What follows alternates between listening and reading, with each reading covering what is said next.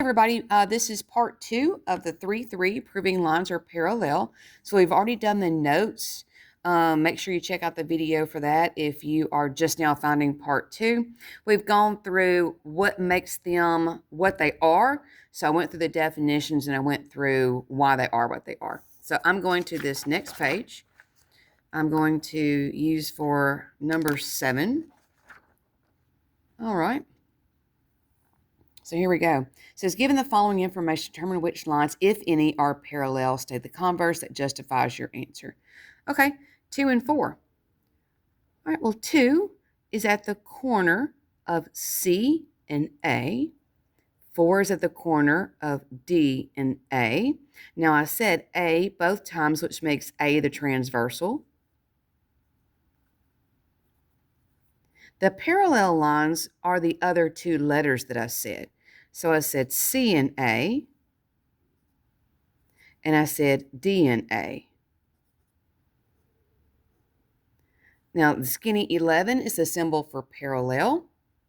A is the transversal because I said that letter both times. I said C and D as the other 2 lines. Those are the ones that are going to be parallel to each other. 2 and 4. Now, if you're a visual person like myself, I don't care if you're a teacher or a student, I cover up the part of the figure that I don't need. I don't need the bottom part. 2 and 4 are both above the A transversal line. That makes them same side, or what we call consecutive. 2 is between the lines that appear to be parallel, C and D. 4 is outside. When you have one innie and one outie, that's corresponding angles.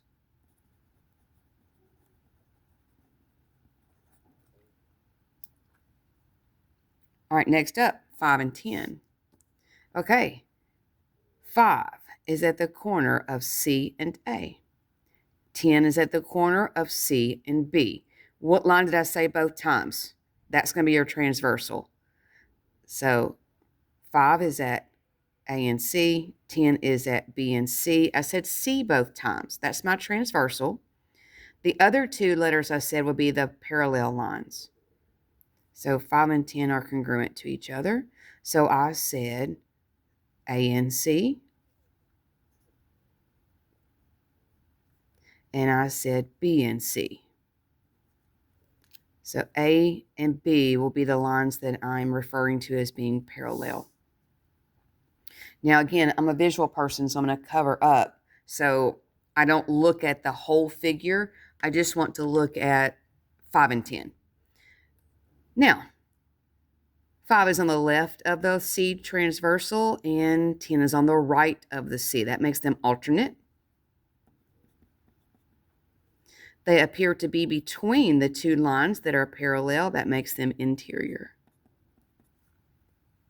So alternate interior. All right, next up we got a supplementary, which means they're going to be on the same side of something, and they do add up to be 180. All right, well, here's angle, where's angle 1 and 13? All right, 1 and 13. There's 1, there's 13. 1 is at the corner of C and A. 13 is at the corner of C and B. I said C both times. That makes C my transversal. The other 2 letters will be the lines that are parallel. So 1 is at the corner of A and C. 13 is at the corner of B and C. So again, I'm looking at A and B. Now, they are consecutive. 1 is on the left of the C transversal line. 13 is on the left, so they are consecutive. They do not appear to be between the 2 lines that are parallel. They are outside the 2 lines that are parallel. That makes them consecutive exterior.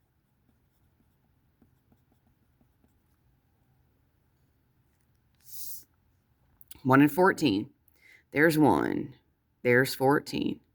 1 is at the corner of C and A. 14 is at the corner of C and B. Now, the letter I said both times is the transversal. The other 2 letters will be the lines that appear to be parallel.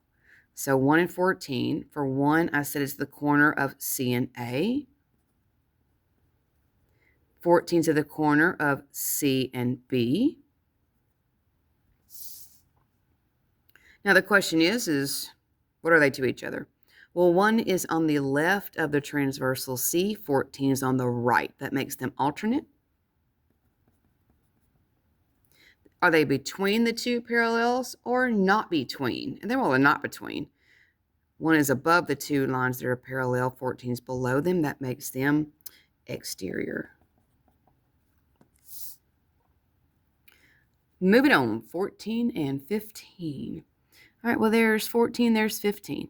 Okay, 14 is at the corner of C and B. 15 is at the corner of D and B. I said B both times. That makes B my transversal. The other two letters will be the lines that are parallel. So here we go again. 14 was C and B. 15 is D and B. So the two lines that are parallel are C and D. So my visual self's going to cover up and look at what I have. Okay, 14 and 15 are both below the B line. That makes them consecutive.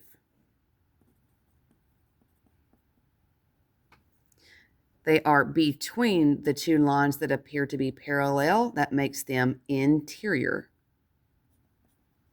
These are consecutive interior. Okay, 11 and 16. So you'll notice I'm doing the same steps over and over and over again. Step number 1 is locate where 11 and 16 are. Boom, there they are. Okay, then I look at, okay, well, I'm looking for a transversal, and so I'm looking at the lines they're crossing, kind of like if I'm driving a car, and I'm looking at where one road meets the other road, and I'm looking for the letter that I say both times. So 11 is at the corner of D and B. 16 is at the corner of D and B. Well, this time I said both letters at the same time. I said D and B, and I said D and B. Well, that's because 11 and 16 are really just vertical angles. There's no converse. There's nothing there to say that they're parallel because they are at the corner of the same two lines. So I don't know if any lines are parallel. I just know that 11 and 16 are vertical angles. So given that the following information are in the lines, if any are parallel, I can't tell. I don't know. So these are vertical. I don't know if they're parallel or not. Could be, but I don't know. All right, 4 and 15. There's 4, there's 15. All right, next step. Look at what the two lines are on. 4 is at the corner of D and A. 15 is at the corner of D and B. I said D both times. That makes it the transversal. 4 was on A. 15 was on B. So my two lines are A and B. Well, they are on different sides of that transversal line. 4 is on the right of this transversal. 15 is on the left of this transversal. What's that mean? It means alternate. Now, the next step is, are they between the two lines that are parallel, or are they not between? And hopefully you're saying, no, they're not between. So these are exterior angles because they are, one of them is above the line A and one of them is below the line B. So exterior. At this point, if you're a teacher and you're just using this to kind of get your head on straight, this is the point where I start backing away in the lesson and I go to the students and I'm like, okay, tell me what's my next step in identifying. All right, what am I looking for? Are they on the same side, different sides of the transversal? You know, kind of take a step back. Let the students figure it out for themselves. 10 and 12. There's 10, there's 12. All right, you already know my next step. 10, C and B. 12, D and B. What's my transversal? All right, now what are the other two letters I said? 10 was C and B. 12 was D and B. What are my two lines that are parallel? All right, then look at 10 and 12 a little bit more. Are they both above? Are they both below? Are they on different sides of the transversal? They're both above it. That makes them consecutive. Or, if you'll notice, this one's an innie, this one's an outie. What I mean is 10 is between the C and D parallel lines, but 12 is not. That's corresponding. 9 and 13. God, there's a lot of them here, huh? 9 and 13. Okay, there's 9. There's 13. 9's at the corner of C and B. 13's at the corner of C and B. I said the exact same two letters. If you want to identify what they are, they're just the linear pair. They're sitting right beside each other on the same two lines. But it's not really, the lines are parallel. So those two right there don't prove anything about lines being parallel. They're just what they are. 2 and 7. There's 2. There's 7. 2's at the corner of C and A. 7's at the corner of D and A. What's the transversal? And what two lines did I say? Okay, I cover up. Same side or different sides? Innies or outies?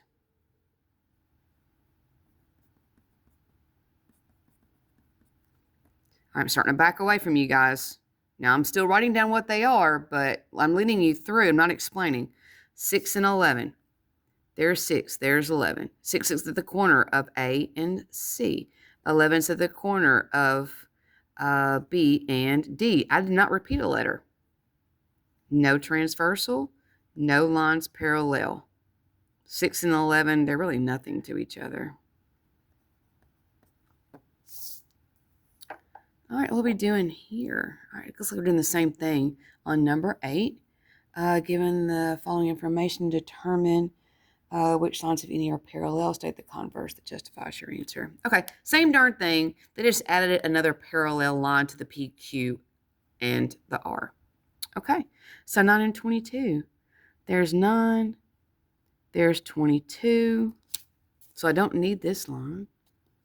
Okay. Woo! Sorry, I knocked my camera. I apologize.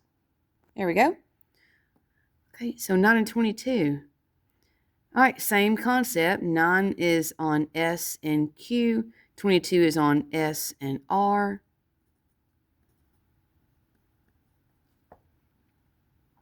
All right, so are they on the same side of the transversal or on different sides? Are they between the two Q and R line, or are they not between? All right, 8 plus 13 is 180. All right, well, that should tell you that they're consecutive something, consecutive interior or consecutive exterior, or there's something like that. So 8 and 13.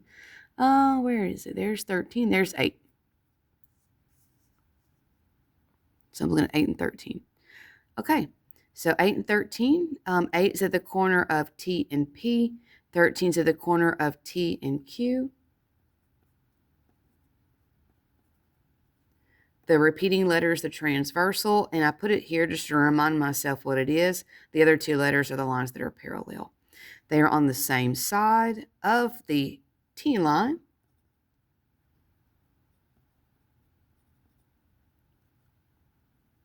And they are between the P and Q. 1 and 17. There's 1. Oh, gosh, where's 17? 17. There it is. 1 and 17. All right.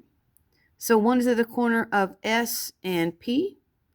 17 is at the corner of S and R. The repeating letters, the transversal. The non-repeating letters are the parallel lines. All right, 1 and 17. 1 is on the left of S. 17 is also on the left of S. However, 1 is at the top left of its cluster. 17 is also at the top left of its cluster. And it says that they are congruent to each other. So they're not consecutive. Consecutive means they add up to be 180. These are corresponding. So listen, if they're on the same side, of the transversal, and they add up to be 180, it's going to be consecutive interior or consecutive exterior. These were on the same side of the transversal, but they were equal to each other. Corresponding angles are equal. So there's your little trick, a little tip. Watch out for that one. 16 and 20. Well, there's 16, there's 20. 16 is at the corner of T and Q. 20 is at the corner of T and R. All right. What I'm looking at here. All right. 16 and 20, they're on different sides of the T. Are they between the Q and the R or no? All right. Something that adds up to be 180 will be consecutive. Now the question is it consecutive interior or consecutive exterior? So look for 2 and 22. There's 2. There's 22. 2 is at the corner of. 22 is at the corner of.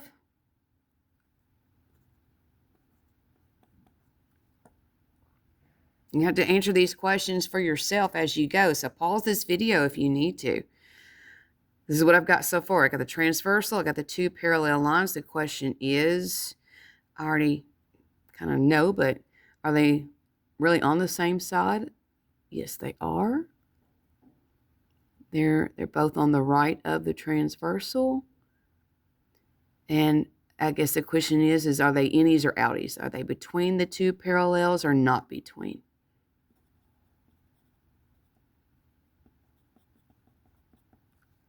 Okay, backing off and letting you guys decide. Pause this video if you need to. All right, 10 and 13. There's 10. There is 13. All right, 10's at the corner of. 13 to the corner of.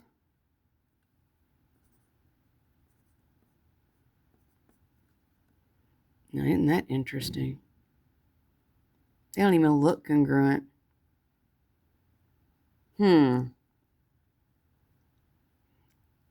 Look at this. It says 10 is congruent to 13, which clearly they're not.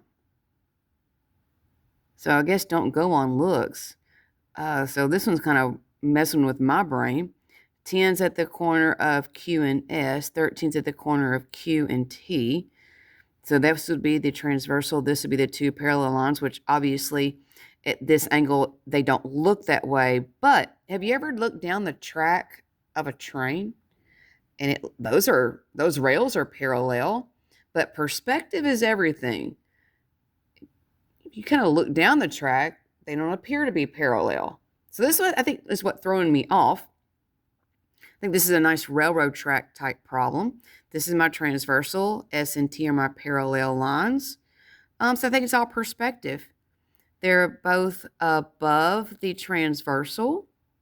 That makes them consecutive. And I guess because they're both between the S and T, that's interior.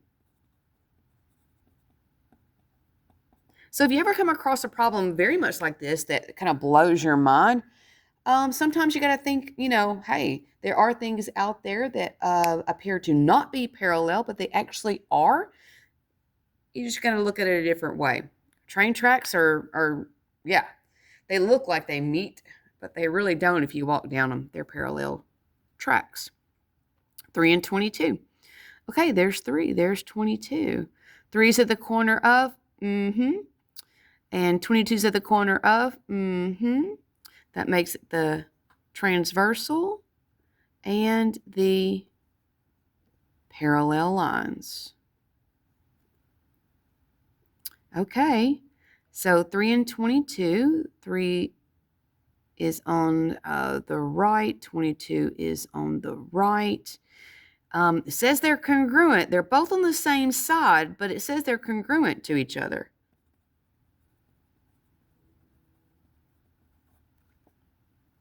Five and 15. 5, 15. 5's at the corner of. 15's at the corner of.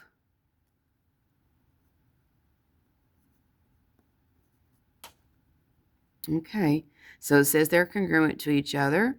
All right, looks like 5 is on the left of the transversal. 15 is on the right of the transversal. 5's on the left, 15 is on the right.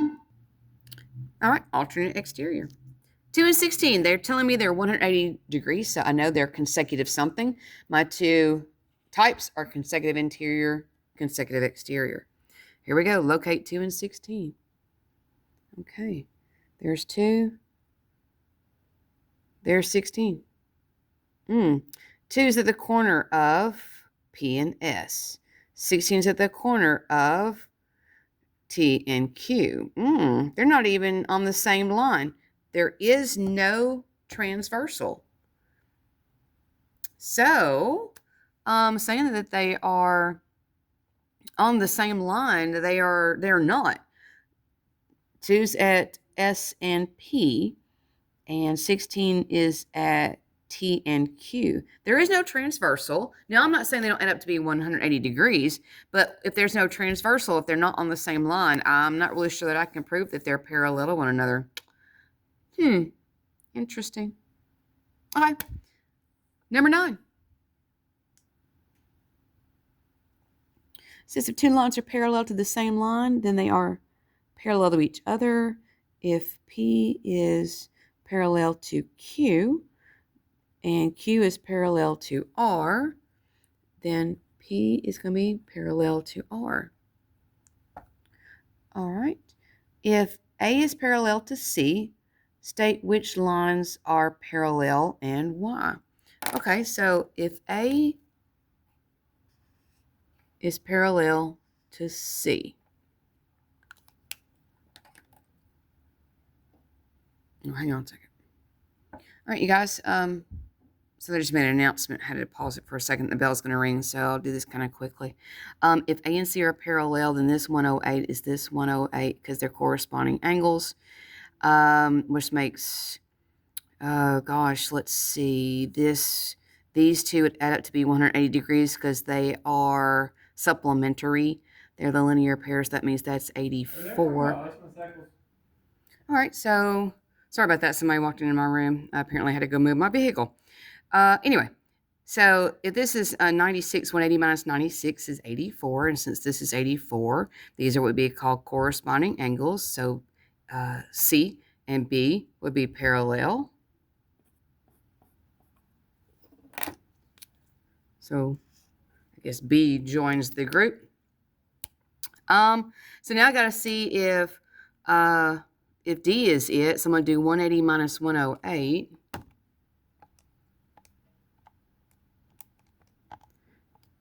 And I get 72. So this one is 72, which is not 62. So I'm going to say D does not join in the group. So it looks like B is parallel to C, but D is not in the group. All right, well, there you go. So these would be corresponding angles to include the B, but do not include the D because these are not corresponding angles. The 62 and 72 would have to be the exact same. So there you go. All right, you guys. If you have any questions, let me know. Hopefully, if you are really paying attention, I'm asking the exact same thing over and over and over and over again.